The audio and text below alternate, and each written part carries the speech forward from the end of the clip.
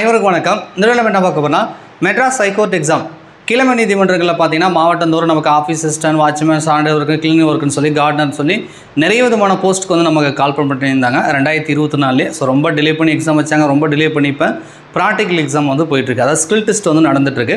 So இன்றைக்கி first day ரைட்டா. So இன்றைக்கி ஸ்கில் டெஸ்ட் என்ன நடந்ததாக வந்து ஸ்டூடெண்ட் வந்து சொல்கிறாங்க அப்படின்றத நம்ம இந்த வீடியோவில் வந்து பார்க்கலாம்.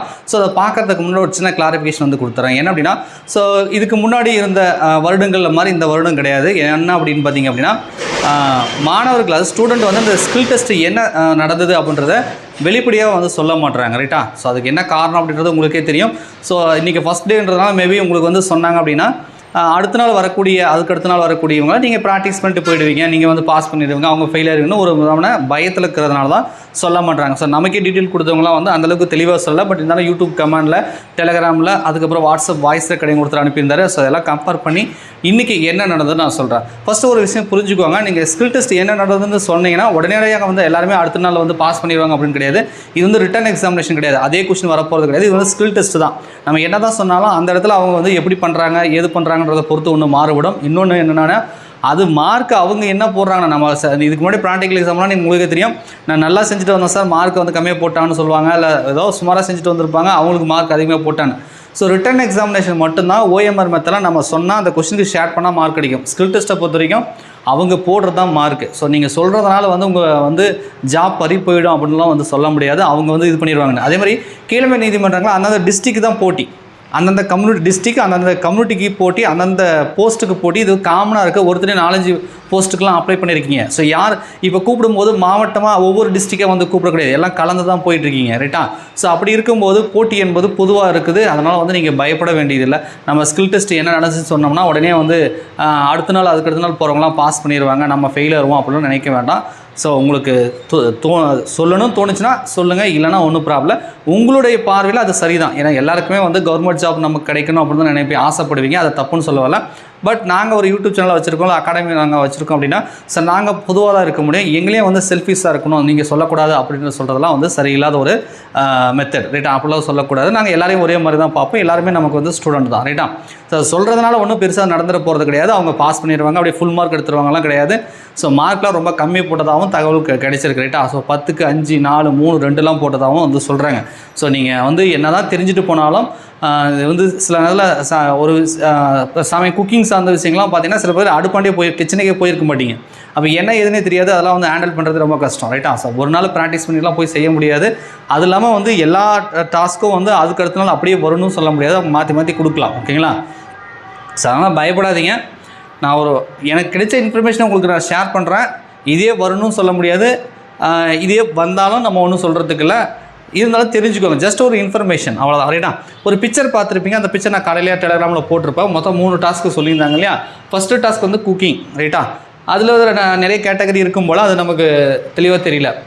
டாஸ்க்கு 2 பொறுத்த வரைக்கும் என்னென்னா இந்த floor cleaning, knowledge in rest room cleaning, அப்புறம் டோர் ஃபர்னிச்சர் கிளீனிங், இந்த மாதிரி கிளீனிங் சார்ந்து இருக்குது. தேர்ட் டாஸ்க் பார்த்திங்க அப்படின்னா அயன் பண்ணுறது, துணி அயன் பண்ணுறது, பெட்டு மேக்கிங், அதாவது பெட்டுனா இந்த படுக்கை அறைகள் சார்ந்த சில விஷயங்கள், அதாவது பெட்ஷீட் மடிக்கிறது, தலகாணி உர போகிறது, அந்த மாதிரி அது வந்து கார்டனிங்னு கொடுத்துருக்காங்க. கிட்டத்தட்ட இந்த 3 டாஸ்கில் தான் வந்து அவங்க வந்து ப்ராக்டிக்கல், அதாவது ஸ்கில் டெஸ்ட் வந்து கண்டக்ட் பண்ணியிருக்காங்க அப்படின்றத ஸ்டூடெண்ட்டு சொல்லும்போது நமக்கு தெரியுது. அந்த பிக்சரில் இருந்ததும் ஸ்டூடெண்ட்டு சொல்லக்கூடிய விஷயங்களும் கிட்டத்தட்ட வந்து ஒரு மேட்ச் ஆகுது ரைட்டா. இப்போ ஸ்டூடெண்ட் என்ன சொல்லியிருக்காங்கன்னா, ஒருத்தர் கமெண்ட் போட்டிருந்தாரு, கிளாஸ் வந்து ஃபர்னிச்சர் வந்து க்ளீன் பண்ணுறது. ஸோ கண்ணாடி கிளாஸ் இருக்கும், அதை க்ளீன் பண்ணுறது. ஃபர்னிச்சர்னா சேரு, டேபிள், டோரு, ஸோ அந்த மாதிரி வந்து க்ளீன் பண்ணுறது மாதிரி வந்து பண்ணியிருக்காங்க. அப்புறம் ஃப்ளோர் க்ளீன்னா மாப்பு போடுறது இருக்கு இல்லையா. ஸோ அந்த மாதிரி வந்து பண்ண சொல்லியிருக்காங்க. பாத்ரூம் ரெஸ்ட் ரூம் இருக்கு இல்லையா. ஸோ அதை வந்து க்ளீன் பண்ண சொல்லலை. ஆனால் எப்படி க்ளீன் பண்ணுவீங்கன்னு ஒரு வாய் வழியாக கேள்வி மாதிரி கேட்டிருக்காங்க. எப்படி பண்ணுவீங்க அப்படின்னு உங்களுக்கு தெரியுதா, என்ன யூஸ் பண்ணுவீங்க, என்ன பண்ணுவீங்கன்றத அந்த ப்ராசஸை வந்து செய்ய சொல்லலை, பட் கேட்டிருக்காங்க ரைட்டா. ஸோ அதனால் வந்து பாத்ரூம் எப்படி க்ளீன் பண்ணுறதுன்னு வாய் வழியாக கேட்டிருக்காங்க, வைவா மாதிரி வந்து கேட்டிருக்காங்க. அதுக்கப்புறம் இந்த அலங்காரத்தை வைக்கக்கூடிய செடிகள்லாம் இருக்கும்ல வீட்டாண்டா அங்கங்கெல்லாம், ஸோ அதை கட் பண்ணுறது, அது ஒரு விதமான கத்திரிக்கோள் இருக்கும், அந்த மாதிரி அதை கொடுத்து வந்து கட் பண்ண சொல்லியிருக்காங்க. So leaf cutting. அதுக்கப்புறம் ஷர்ட்டை வந்து அயன் பண்ணுறது ரைட்டா. அயன் பண்ணி கரெக்டாக இது பண்ணுறது. அயன் பண்ண சட்டையை மறுபடியும் கசிக்க வச்சுட்டு மறுபடியும் அயன் பண்ண சொல்கிறது, இந்த மாதிரிலாம் வந்து பண்ணியிருக்காங்க. ஸோ ஷர்ட்டை அயன் பண்ணுறது வந்து கேட்டிருக்காங்க. அப்புறம் பெட்ஷீட்டு பெட்ஷீட் போல்டிங் மடித்து வைக்கிறது, பெட்ஷீட்டை மடித்து வைக்கிறது. அதுக்கப்புறம் குக்கிங். இந்த குக்கிங் அப்படின்றது ஒவ்வொரு நாளும் டாஸ்க்கு மாறும்னு நினைக்கிறேன். இந்த டைம் வந்து ஒருத்தர் சொன்னார் ரவை கொஞ்சமாக கொடுத்துட்டு அதை வறுக்க சொன்னாங்கன்னு சொன்னார், உப்புமா செய்ய சொன்னாங்கன்னு சொல்கிறாங்க. ஒரு சில பேர் வந்து டீ வடை வந்து செய்ய சொன்னாங்கன்னு சொல்கிறாங்க. ஸோ குக்கிங்கில் வந்து சின்ன சின்ன டீ காஃபி வடை இந்த மாதிரி உப்புமா அந்த மாதிரி ஏதாவது செய்ய சொல்லலாம். அடுத்த நாளும் அதே டாஸ்க் வரும்னு சொல்ல முடியாது. சின்ன சின்ன ஏதாவது செய்ய சொல்கிறதுக்கு வாய்ப்புகள் இருக்குது. ரைட்டா? அது எப்படி அதை செய்யும்போது அதை எப்படி நீங்கள் ஹேண்டில் பண்ணுறீங்க, எப்படி தூய்மையாக வச்சுக்கிறீங்க அந்த இடத்த, அதை செஞ்சு முடிச்சுட்டு என்ன பண்ணுறீங்க அப்படின்ற விஷயங்கள்லாம் வந்து பார்க்குறதா வந்து சொல்கிறாங்க. ஸோ இது வந்து கொஞ்சம் கஷ்டமான விஷயந்தான். ரைட்டா? பெண்களுக்கு ஈஸியாக இருக்கலாம், பட் சில பேர் கிச்சன் பக்கமே போகாதவங்களுக்கு இது கஷ்டமாக தான் இருக்கும். இதெல்லாம் வந்து கரெக்ட் என்ன தான் நம்ம கற்றுக்கிட்டு போனாலும் சரியாக செய்ய முடியாது அந்த டயத்தில். அதுக்கப்புறம் வந்து மாப்போடுதல் நான் ஏற்கனவே சொல்லிட்டேன் இல்லையா? ஸோ அதுவும் சொல்லியிருக்கேன். அதாவது ஃப்ளோர் க்ளீன் தான் மாப்போடுதல். இது இன்னொருத்தர் சொன்னது. அதாவது இந்த 7 பாயிண்ட் வந்து ஒருத்தர் சொல்லியிருந்தார், இதுக்கப்புறமா ஒருத்தர் சொல்லியிருந்தார். ரெண்டும் ஒரே மாதிரி இருக்கான்னு நான் செக் பண்ணால் கொஞ்சம் மாற்றி இருக்குது. ரைட்டா? இந்த குக்கிங் வந்து மாறுது. அதுக்கப்புறம் கார்டனர் வாட்டர், அதாவது செடிங்களுக்கு வந்து தண்ணி ஊற்ற சொல்லியிருக்காங்க. ஒரு சில பேர் செடி நட சொல்லியிருக்கதா சொன்னார் டெலிகிராம் ஒருத்தர். செடி நட வச்சாங்க, நட்டு வைக்கிறது, அந்த மாதிரி தண்ணி ஊற்றுறது. கார்டனருக்கு வந்து தண்ணி ஊற்றுறது சொல்லியிருக்காங்க. அப்புறம் கார்டன் வந்து கட்டிங், அதாவது லீப் கட்டிங் சொல்கிறாங்க இல்லையா? கார்டன் கட்டிங்னா அந்த லீப் கட்டிங், அந்த இலைங்கள்லாம் கட் பண்ணுறது, அது வந்து கிட்டத்தட்ட பார்த்தா மேட்ச் ஆகுது. அதுக்கப்புறம் பர்னிச்சர் தூய்மை, அதாவது பர்னிச்சர்னால் சேர் டேபிள் பெட் இதெல்லாம் வந்து க்ளீன் பண்ணுறது, தூய்மைப்படுத்துதல், இந்த மாதிரி வந்து டாஸ்க் வந்து கொடுத்ததா 2 பேர் வந்து சொல்லியிருக்காங்க. ரைட்டா? ஸோ டெலிகிராமில் சொன்னவரும் கிட்டத்தட்ட இதை தான் சொல்லியிருந்தாருன்னு நினைக்கிறேன். அந்த கார்டனர் சொன்னார், அப்புறம் ஏதோ சமைக்க சொன்னாங்க அப்படின்னு சொன்னாங்க. சில பேர் வந்து சிம்பிளான சட்னி, புதினா சட்னி, கொத்தமல்லி சட்னி, தேங்காய் சட்னி மாதிரி இது மாதிரி ஏதாவது சின்னதாக ஒரு சட்னி அரைக்க சொல்லியிருக்காங்க, சட்னி செய்ய சொல்லியிருக்காங்க. அந்த மாதிரி வந்து சொன்னாங்க. ரைட்டா? ஸோ இப்போ உதாரணத்துக்கு என்னென்னா, இதெல்லாம் ஆஃபீஸ் அசிஸ்டண்ட்டுக்கு இது என்ன போஸ்ட்டுக்கு சொன்னாங்க அப்படின்றது தெளிவுபடுத்தலை, யாருமே தெளிவாக சொல்லலை. நான் வந்து இந்த போஸ்ட்டுக்கு போனேன், ஒருத்தரையே 3 போஸ்ட்டு 4 போஸ்ட்டு 5 போஸ்ட்டு செலெக்ஷன் ஆகிருக்கிறதுனால இது வந்து காமனாக தான் இருக்கிற மாதிரி தெரியுதா வழியா, இது வந்து இந்த போஸ்ட்டுக்கு இப்படி வச்சாங்க அப்படின்ற மாதிரி தெரியல. ரைட்டா? ஸோ அதனால் வந்து ஆஃபீஸ் அசிஸ்டண்ட்டுக்கு எப்படி ஸ்கில் டச் வச்சாங்க, வாட்ச்மேனுக்கு, கார்டனருக்கு இதுக்கெலாம் எப்படி வச்சாங்க அப்படின்றத தெளிவுபடுத்தலை. ஏன்னா ஒருத்தரையே 4 போஸ்ட்டு 5 போஸ்ட்டுக்கெலாம் வந்து செலெக்ஷன் ஆகிருக்காங்க. அந்த மாதிரி வந்து இருக்கிறதுனால அது நமக்கு போஸ்ட் வைஸாக கிடையாது, காமனாக தான் இருந்திருக்கிற மாதிரி நமக்கு வந்து தெரியுது. ரைட்டா? ஸோ அதனால் பொதுவாக இந்த மாதிரி தான் ஸ்கில் டெஸ்ட் இருந்திருக்கு. நாளைக்கு இதே மாதிரி ஸ்கில் டெஸ்ட் இருக்கலாம் சொல்ல முடியாது. மேபி ஒரு சிலது ரிப்பீட் ஆகலாம், இல்லது இதே மாதிரி கூட இருக்கலாம். அந்த குக்கிங் மட்டும் செஞ்சுருந்தால் கொஞ்சம் கொஞ்சமாக மாற்றுவாங்க. ரைட்டா? மற்றபட்டுக்கு இந்த க்ளீன் பண்ணுறது, டோர் க்ளீன் பண்ணுறது, பெட்ஷீட்டு, தலகாணி கவர் இருக்கு இல்லையா மேலே அதை உள்ள எப்படி நம்ம இது பண்ணுறது போடுறது, ஸோ இது மாதிரி சின்ன சின்ன விஷயங்கள்லாம் வந்து செய்ய சொல்லியிருக்காங்க. ரைட்டா? ஸ்கில் டெஸ்ட் நமக்கு வந்து ஸ்கில் டெஸ்ட் அப்படின்றது நம்மளுடைய திறனை சோதிக்கிறாங்க. அவ்வளோ அந்த டயத்தில், அந்த இடத்துல, அந்த ஸ்பாட்டில் அவங்க என்ன சொல்கிறாங்களோ அவங்க கொடுக்குறத நம்ம எப்படி செய்கிறன்றது தான். ரைட்டா?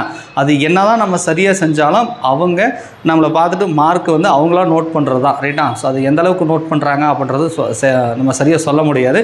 ஸோ அதனால் யாரும் ஒரி பண்ணிக்க வேண்டாம். ஏன்னா மெட்ராஸ் ரிட்டன் எக்ஸாமினேஷன் வரைக்கும் உங்கள் நாலேஜை பொறுத்தது.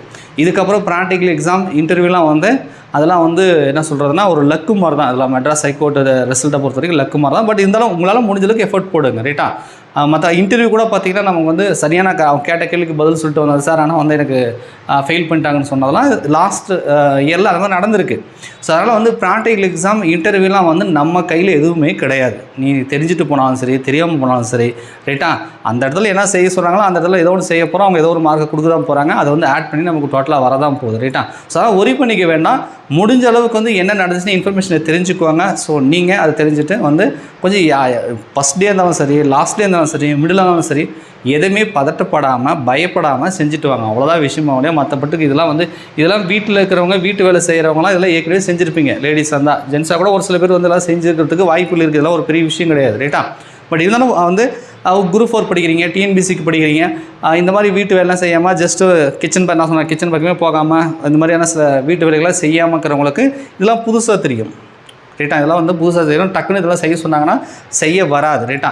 ஸோ அவங்க நமக்கு வந்து மெட்ராஸ் ஹைகோர்ட் எக்ஸாம் இந்த போஸ்ட்டெல்லாம் செலெக்ஷன் பண்ணுறதே பார்த்திங்கன்னா இந்த மாதிரி வீட்டு வேலை செய்கிறதுக்கு, அந்த மெட்ராஸ் கோர்ட்டை சுத்தப்படுத்துறதுக்கு, க்ளீன் படுத்துறதுக்கு, ஜட்ஜு வீட்லேயோ, வக்கீல் லாயர், கவர்மெண்ட் லாயர் வீட்லேயோ வந்து நமக்கு ஒரு அவங்களுக்கு அசிஸ்டன்ட் மாதிரி எல்லா வேலைகளும் வந்து சமைக்கிறது, துடைக்கிறது, பாத்திரம் கழுவுறது கூட சொன்னார் ஒருத்தர் டெலிகிராம் மெசேஜ். பாத்திரம் கழுவு சொன்னாங்கன்னு சொல்லி எப்படி க்ளீன் பண்ணுறாங்கன்னு பாத்திரம் கழுவுறதுலாம் வந்து சொன்னான்னு சொல்கிறாங்க. அது மாதிரி அந்த வேலைக்கு தான் இந்த போஸ்ட் எடுக்கிறாங்க.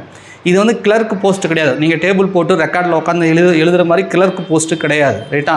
ஸோ அதே மாதிரி ஒரு ஆஃபீஸர் கிடையாது. நீங்கள் வந்து ஒரு வீட்லேயும் அந்த கோர்ட்லேயும் அங்கே இருக்க தூய்மை செய்கிறது, இந்த மாதிரி வந்து வீட்டு வேலைகளை செய்கிறது, க்ளீனிங் ஒர்க்கு, இந்த மாதிரி தான் வந்து இந்த போஸ்டிங்கே அப்படி தான் இருக்குது.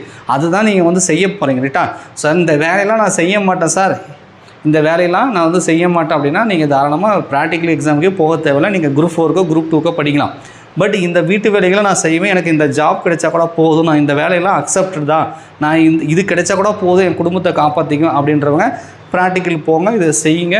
ஸோ கண்டிப்பாக உங்களுக்கு வந்து மார்க் கிடைக்கும். ஸோ நீங்கள் ஜாப் வந்து செலக்ட் ஆகலாம். ஓகேங்களா. ஸோ எனக்கு கிடைச்ச இன்ஃபர்மேஷன் உங்களுக்கு நான் ஷேர் பண்ணிவிட்டேன். ஸோ இதனால் வந்து அடுத்தடுத்து போகிறவங்க வந்து பாஸ் பண்ணிடுவாங்க அப்படின்னு சொல்லி இன்றைக்கி ஃபஸ்ட் டே போனவங்க நினைக்க வேண்டாம். ஓகேங்களா.